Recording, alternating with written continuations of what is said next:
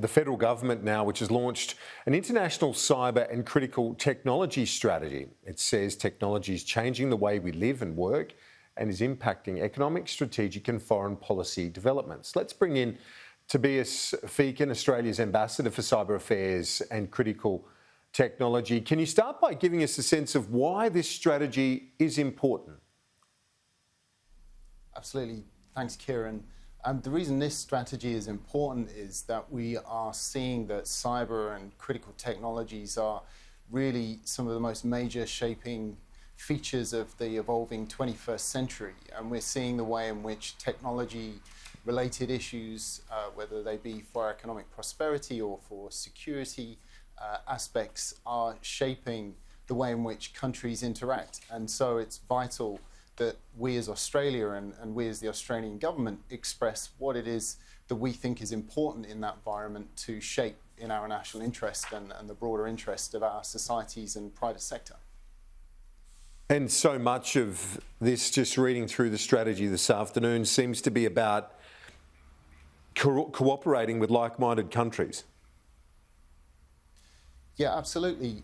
There's no getting away from the fact that if we want to address the big technology challenges and opportunities of the 21st century, we need to work in cooperation with our international partners, whether that be through groupings like the Quad, where we saw recently our agreement with India, Japan and the US to establish a critical tech working group, which will jointly address issues like technology standards, making joint statements around the principles and values that we'd like to see in the technology environment, whether it be through our bilateral engagement with countries like India and around our region, to ensure that this is one of those top priorities on the list. Recently, we have been through a protracted 2-year negotiation at the UN through something called an open-ended working group, where we are busily trying to ensure that international law is adhered to by all parties at the United Nations. And we've had recently, just last month,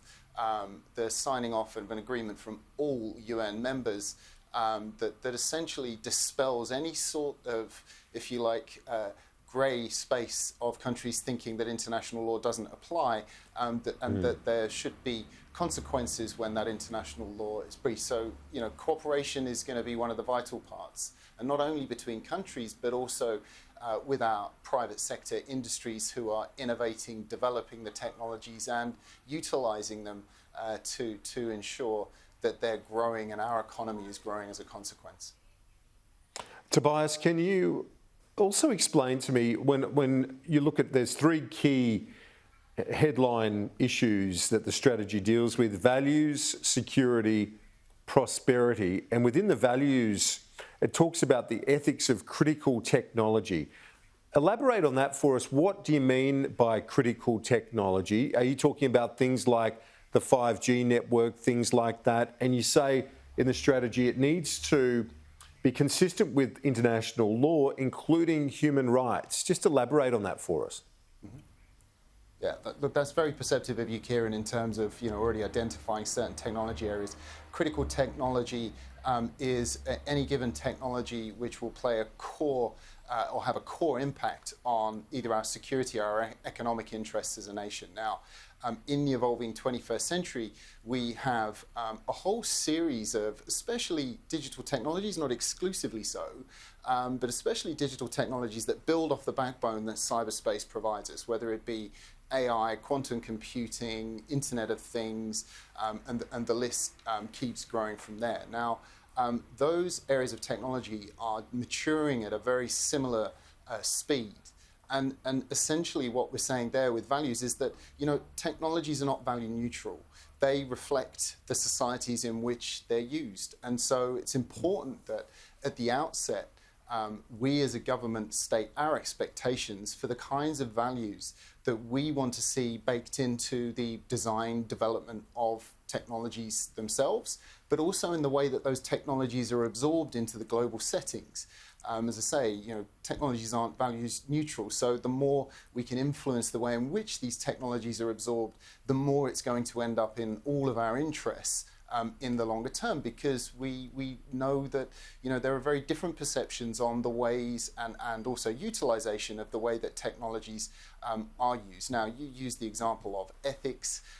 Why are ethics important? Why should we be influencing those? Well, quite simply, when we're at the fairly early stages of AI algorithmic programming, for example, there are certain biases and ethical principles that that if we don't bake those in the right way at this stage, then they could have almost unknown consequences later on down the line. Okay. So we think that is an incredibly important part of this work.